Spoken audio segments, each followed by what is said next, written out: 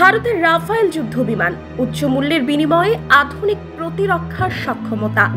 ভারতের প্রতিরক্ষা খাতে অন্যতম আলোচিত নাম হল রাফায়েল যুদ্ধবিমান। ফ্রান্সের ডাসো এভিয়েশন নির্মিত এই চতুর্থ প্রজন্মের আধুনিক যুদ্ধ বিমান ভারতীয় বিমান বাহিনীর জন্য এক গুরুত্বপূর্ণ সংযোজন হিসেবে বিবেচিত হচ্ছে।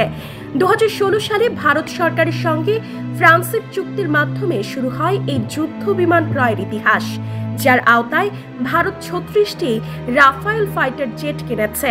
মোট চুক্তির মূল্য ছিল প্রায় 59,000 কোটি রুপি, যা 7.8 বিলিয়ন মার্কিন ডলার। সেই হিসেবে প্রতি বিমানের দাম দাঁড়ায় আনুমানিক 1,640 কোটি রুপি। এই দাম শুধু যুদ্ধ বিমানের জন্য নয়, এতে অন্তর্ভুক্ত ছিল উন্নত অস্ত্র ব্যবস্থা, প্রশিক্ষণ প্যাকেজ, রক্ষণাবেক্ষণ চুক্তি এবং ভারতের জন্য বিশেষভাবে তৈরি কিছু প্রযুক্তিগত উন্নয়ন।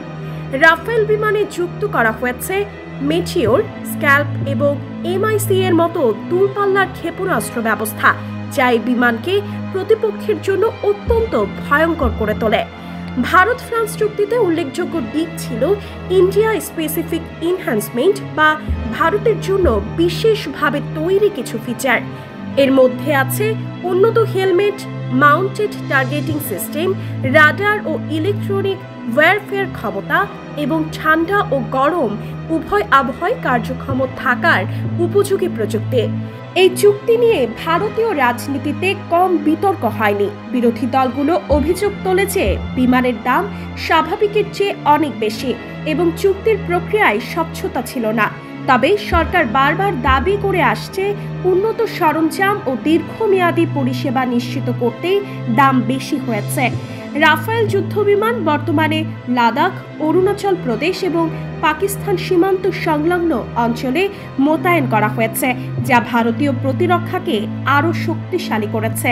দ্রুতগতির পাশাপাশি এটি যে কোনো ধরনের আবহাওয়ায় উড্ডয়নে সক্ষম এবং একাধিক টার্গেটে একযোগে আঘাত হানতে পারে। সব মিলিয়ে উচ্চ মূল্যের বিনিময়ে হলেও রাফায়েল যুদ্ধবিমান ভারতের প্রতিরক্ষা কৌশলে একটি যুগান্তকারী সংযোজন। এটি শুধু ভারতের আকাশ প্রতিরক্ষা ব্যবস্থাকে নয়, গোটা দক্ষিণ এশিয়ার নিরাপত্তা চিত্রকেও প্রভাবিত করেছে।